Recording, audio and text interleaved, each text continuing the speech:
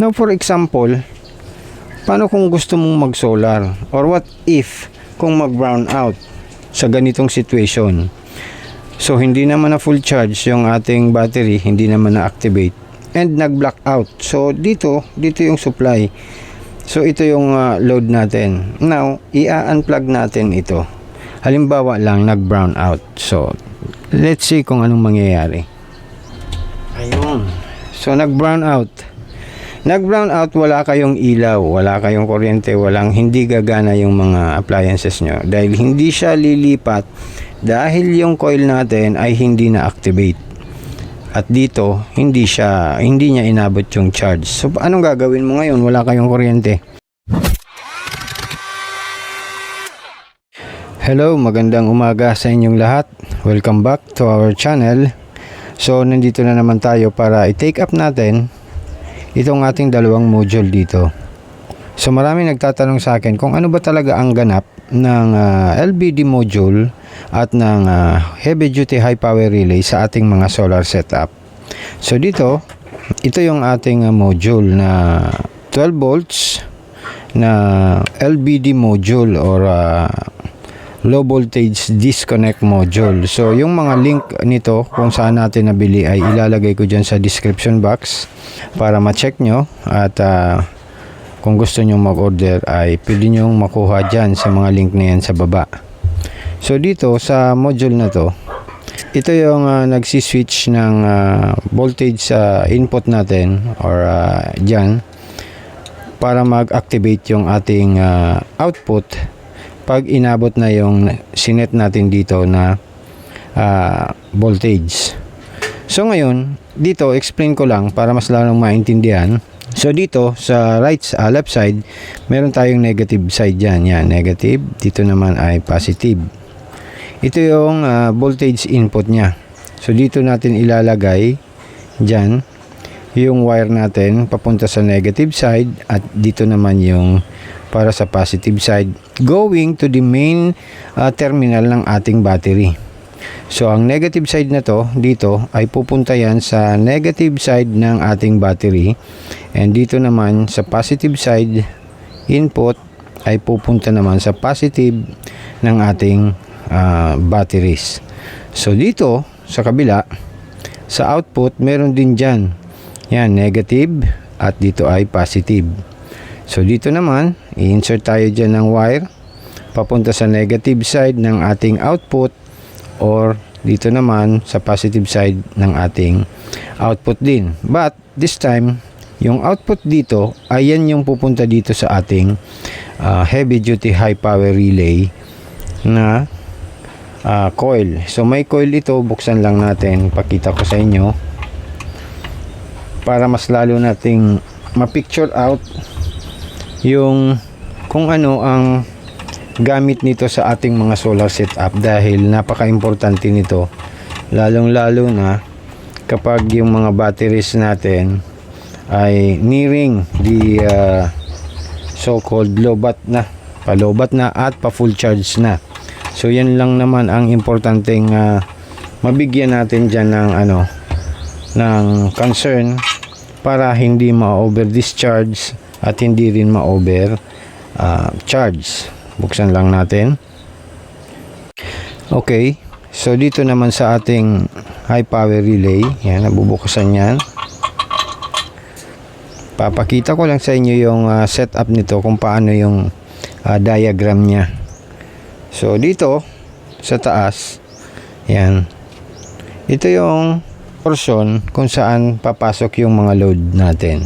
Dito ito yung magiging live nya dyan, at ito yung magiging neutral nya. So dun sa mga grid na regardless of live and or neutral, kahit saan dyan pwede kayong maglagay. So dito yung papasok yung connection nyo papunta sa mga loads natin or mga equipments na gusto nating paganahin, such as yung mga ilaw or mga appliances natin, or pwede na natin ditong i-connect na yung ating breaker panel, yung general switch ng ating panel sa bahay ay dito na natin i-connect. Then dito sa baba meron yung dalawa pa dyan na connection. Dito naman papasok yung ating solar power dyan sa left and right. Yung kung wala kayong solar, pwede rin yung generator nyo, dito din yung papasok yung output nya dito. Then dito naman sa baba yung ating grid or yung Meralco nyo, or kung anong tawag nyo sa mga power grid nyo. So dito naman yan. So ito yung coil nya. Ang coil na ito is 12 volts DC. Yan, 12 volts DC. Meron itong 24 volts, meron din itong 220 volts. So may mga video ako dyan na pwede nyong i-check para makita nyo ang pagkakaiba-iba. So itong high power relay na itong ginagamit natin ay 12 volts. So ito yung relay nya. Now, dito natin i-connect ito. Itong ating module, yung negative and positive, ay pupunta sa main terminal ng ating battery, and yung output nya na negative and positive ay dito natin yan i-connect dyan sa right side nyan at dito. So dito sa coil na ito, regardless ng polarity, may it be positive or negative, ay pwede. So walang problema yan. Kaya dito pwede kayo maglagay ng positive or pwede nyong baliktarin. Dito natin yan ilalagay para ma-activate yung coil nya, yung normally close and normally open nya ay ma-activate. So ito bumababa to, tumataas. Yan. And seamless ang pag-transfer niyan. Papansin nyo dyan. Yan. Yan. Bumababa yan at tumataas siya. So pag na-activate yung coil natin dito at na-activate nitong ating module, yan. Pag nag-on yung module natin, mag-activate yung coil at magbababa yung connection. Yan, dyan. Pag bumaba yung connection nya, the priority is the solar. Yung nakalagay dito na connection nyo, dyan, yan yung solar setup nyo. Nagaling na sa inverter. So, from your battery to inverter, and yung inverter natin, may it be 1,000 or 2,000 watts, kahit ano, dito yan papasok. And pag na-activate yung coil, naka-solar ka dahil nakababa yung relay mo. Diyan, makikita nyo dyan. Now, if ever malobat na yung ating battery, dahil ginagamit natin, aakyat yan dito sa taas. Ito, pag umakyat naman siya seamlessly, yan, lilipat naman yan dito sa connection na to. And dito naman yung nakakonect sa baba, yung ating power grid. Diyan. So, continuous lang ang paggamit ng supply natin at hindi mawawalan ng power supply yung ating mga loads. Para mas lalo nating maintindihan, ay i-illustrate ko sa inyo kung paano yung sequence at paano pag-adjust nito para mas lalo nating maunawaan. Okay? Okay. So, dito, nalagyan na natin ng connection or wiring yung ating LBD module. Nilagyan ko ng box para lang naman, for presentation lang, pero optional naman ito. Actually yung module ay pwede nyo nang erekta na i-connect sa power wall nyo or sa solar setup nyo. Kasi ako nilagyan ko ng box kasi naglagay kasi ako ng ng switch dito sa gilid para meron akong choice na kung gusto kong i-on yung module, masi-switch on ko siya at masi-switch off ko siya whenever na gusto kong i-off. Lagyan nyo na lang ito ng spacer sa likod. Yan, makikita nyo dyan, may spacer akong nilagay para naman mas makahinga yung mga solder sa ilalim niya at para elevated siya ng konti para sa kung sakaling mga heating issues na possible na ma-encounter. So yan, nilagyan ko. So kahit wala nang nitong box, okay lang yan, basta lagyan nyo ng spacer sa likod. Mura lang naman yan para mas maganda ang niya, ang ventilation niya sa likod. Kasi itong coil na to, yan, umiinit din yan. So kung hawakan nyo yan, umiinit din yan lalo pag activated siya. Okay. So dito, ang connection niyan, ito yung positive niya at negative. Ito yung dulo. So dito, meron akong switch, and I suggest for security reasons, lagyan nyo ito ng at least fuse na 5 amps or 10 amps para meron lang siyang protection.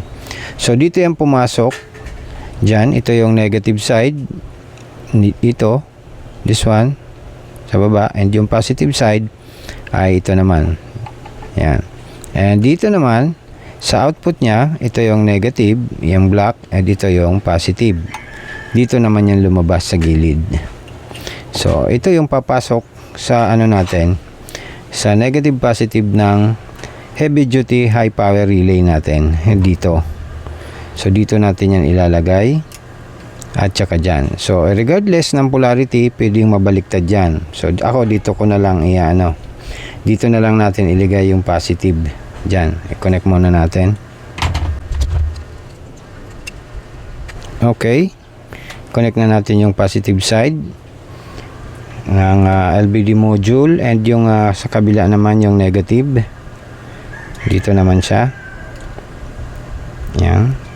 So once again, kahit mabaliktad yung polarity ay okay lang po, wala siyang polarity sa coil. Sa coil lang. Yan. Okay. Now nailagay na natin. So ito, kapag nilagyan natin to ng battery sa positive and negative, mag-activate na yung ating module. Madi-detect niya na yung voltage ng battery natin.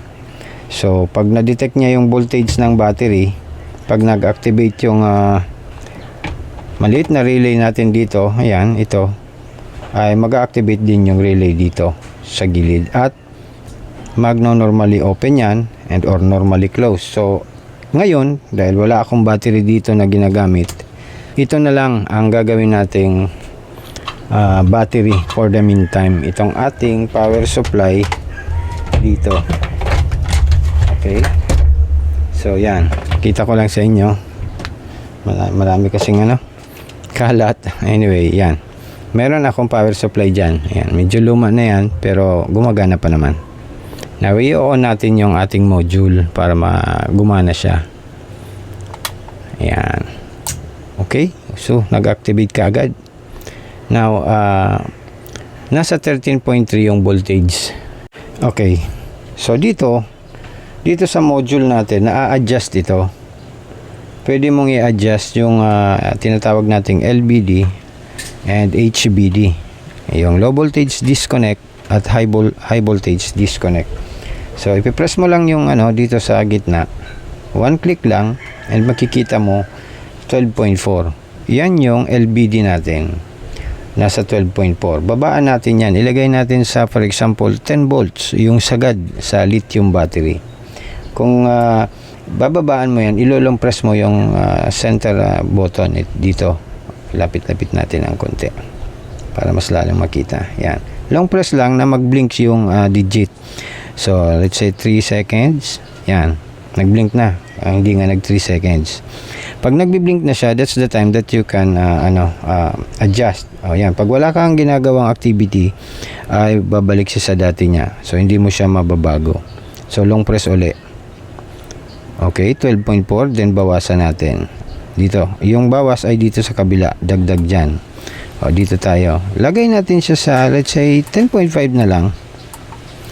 10.5 volts. So, ito yung sineset natin. Ito yung LBD niya or low voltage disconnect. Yan. Tapos, hayaan nyo lang. Huwag nyo nang ilong press. So, yun. Nakasave na yun. To check that, click mo lang ng isa. So, naka 10.5 na. Naka 10.5 na siya. Yan yung LBD natin. Paano naman yung HBD or high voltage disconnect, or maybe high voltage reconnect muna? HBR tayo, high voltage reconnect. So pag nalobat siya, pag inabot na yung battery na 10.5, ay magde-deactivate yung relay natin, and dito lilipat yan sa AC or sa grid. So dito naman sa kabila, pag pinag-click natin to ng one click lang, naka 1.1 yan. So 1.1, ano ba yung 1.1? Yan yung voltage na i-add natin dito sa LBD. So 10.5 yan. 10.5 i-plus natin yung 1.1, that is 11.6. So mababa pa rin yan dahil yung 11.6 ay hindi pa yan puno. So at pag inabot niya na yung 11.6, magre-reconnect na ito. So gawin natin, ilobat muna natin para mag-deactivate. Halimbawa, ginagamit natin yung battery natin. So syempre nalulobat siya, yung voltage ay bumababa.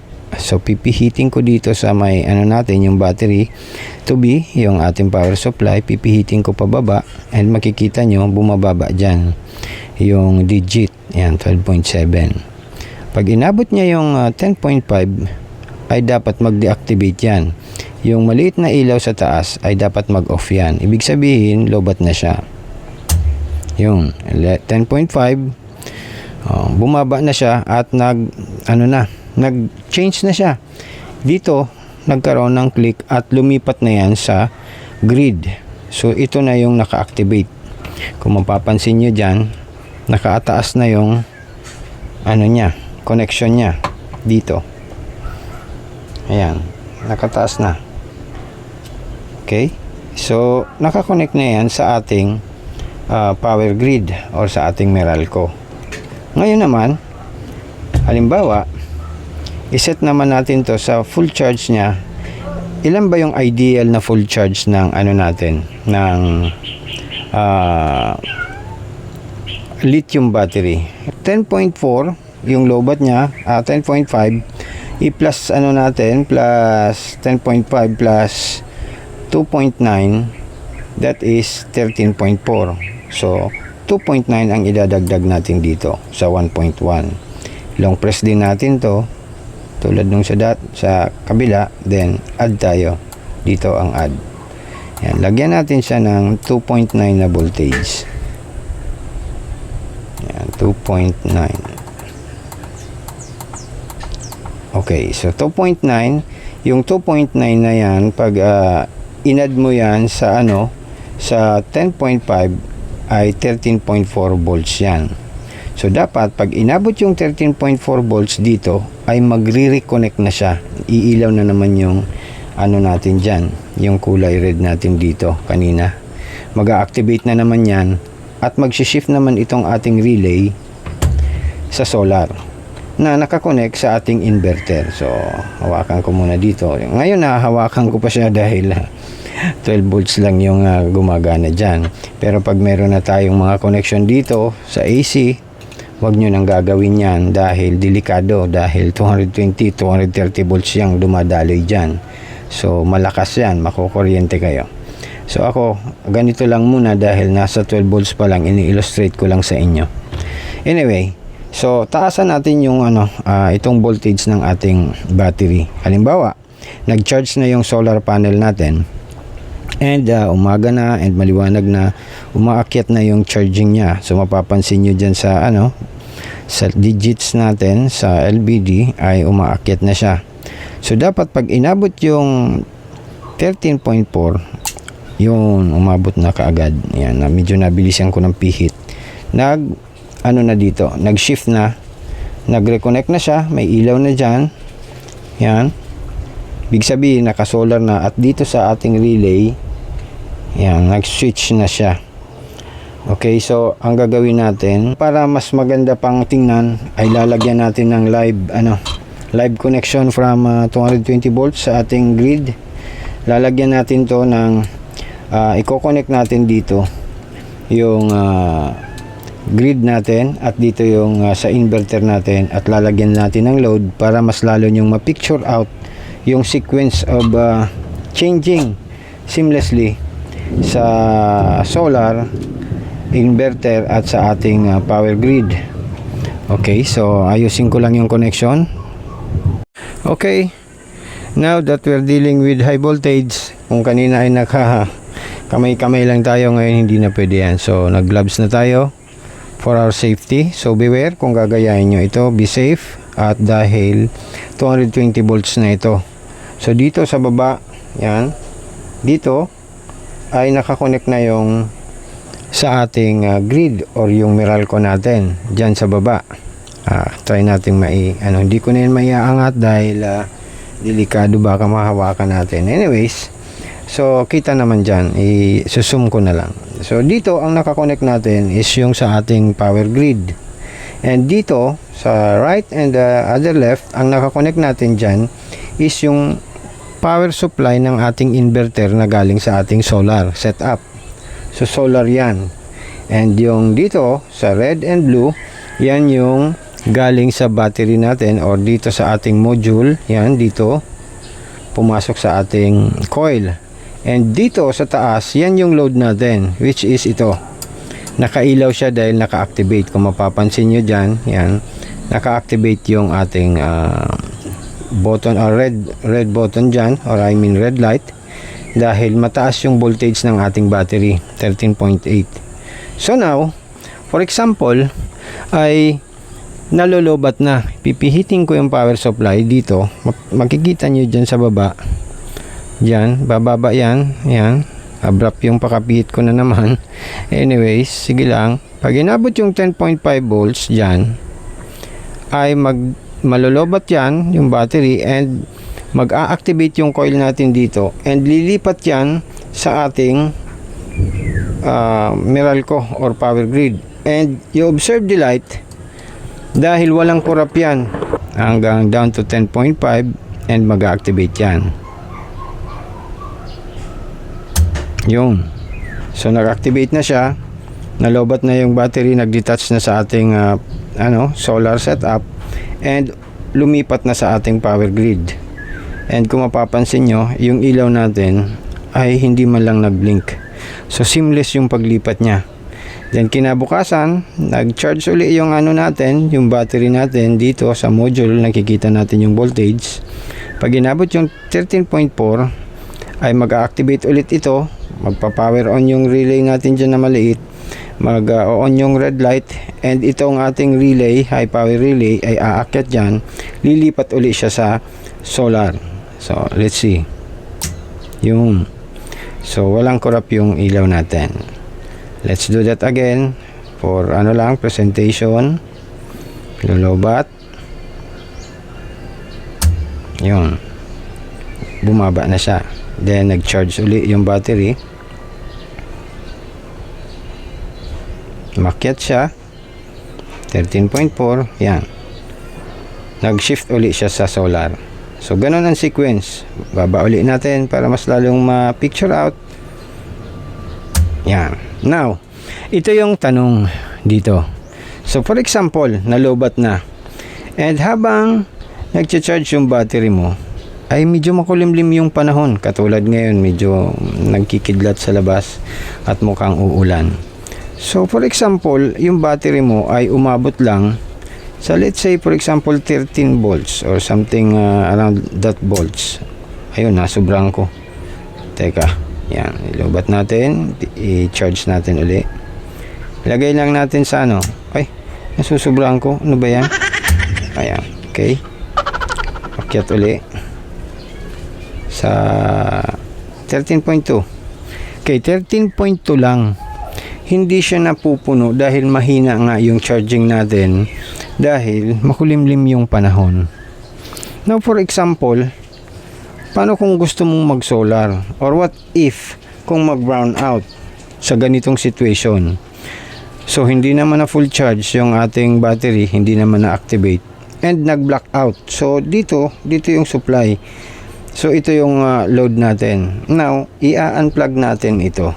Halimbawa lang, nag-brown out. So let's see kung anong mangyayari. Ayun. So nag-brown out. Nag-brown out, wala kayong ilaw, wala kayong kuryente, hindi gagana yung mga appliances nyo dahil hindi siya lilipat, dahil yung coil natin ay hindi na-activate. At dito, hindi niya inabot yung charge. So anong gagawin mo ngayon? Wala kayong kuryente. Dito, may ginagawa tayong dyan. paraan. Pwede nyo tong babaan temporarily. Babaan natin yung tinatawag nating HVD or high voltage HVR, high voltage reconnect. So ilulong press lang natin ito. Dito kasi nakalagay 12.9, 2.9. So 10.2 yung ano natin dito, yung lobat, and plus 2.9, that is 13.4. So para makuha natin na ma-connect yung voltage may baba, mag-a-adjust tayo dito para abutin niya yung HBR niya para mag-reconnect siya. So long press kayo dyan, yan, magbiblink yan. So yan, nag-activate na siya. Pag hindi yan nag-activate, for example, nag-click kayo and hindi nag-activate, bawasan nyo ng at least 2 digits. Pag hindi pa rin, another 2 digits hanggang mag-activate siya. Pero don't forget na ibalik nyo yan sa dati kung saan siya nakalagay na voltage. Why? Kasi kapag binabaan nyo itong masyado, hindi na mafu-full charge yung battery natin. Every time na malalagay siya sa mababang voltage, ay mag-activate na yung solar natin and magagamit na natin siya. Ang disadvantage nun, hindi na napupuno yung ating battery. So kapag hindi napupuno ang battery, palagi lang siyang nalolobat, there will be an effect sa battery natin ng mga lithium. So at least once a month, dapat nare-reach natin yung full charge ng battery natin, which is 14.6, 14.4 or 13.5, something like that. Basta mapuno lang. Kasi mahirap naman na palagi lang nalolobat yung battery natin sa 10 volts or 11.5 at hindi niya nare-reach yung maximum charge niya. Kasi ang lithium battery, dapat talaga niyan is from 10 volts up to 14.6 volts. Dapat ganun yung paggamit sa kanya. May life cycle yan na babawasan, pero no problem yan. Huwag kayong masyadong mag-worry sa life cycle. Ang iba kasi from 12.8 lang mag-change na, then from 13.3 mag-change na. So ginagamit mo yung battery mo dun lang sa span na napakakonti lang, which is na dapat gamitin mo yung pinaka lifespan niya. So don't worry, dahil yung lifespan niyan ay matagal naman yan. May inaabot na battery na 3,500 lifespan. So wag kayong mag-alala niyan. Gamitin ang battery. I-charge nyo ng full charge and ilubat nyo down to the lowest voltage. So that is just my experience and opinion. So hindi ko ini-insist na ganun din ang gawin nyo. Ina-advise ko lang na dapat palaging napupuno ang battery. So ganun yan. So now, halimbawa, bumalik na yung kuryente, i-switch on na natin, i-plug uli natin yung ating Meralco grid. So meron na. And nalobat uli yung natin, babaan ko yung dito, yung power supply. Yan. Babaan natin. Okay. Then dito, pag inabot niya yung low voltage disconnect niya, yan. So lumipat naman siya sa power grid natin dito. Okay? So sana ay na-illustrate ko ito sa inyo ng maigi at may nakuha kayong aral na kahit konti. So sana dun sa mga nagtatanong sa atin kung paano ito pinapagana ay mapanood nyo ang video na to para makatulong sa inyo. So once again guys, hanggang dito na lang po ang video na to, and see you sa next video. As much as possible ay popost tayo ng video every Saturday morning, at kung hindi naman ay sigurado by the next week ay mayroon yan palagi. May it be short video or long. So kung meron kayong katanungan, place it there sa comment section natin para masagutan natin sa ating makakaya kapag hindi tayo busy. So once again, thank you very much everyone, and as I have always said, God bless, keep safe, bye.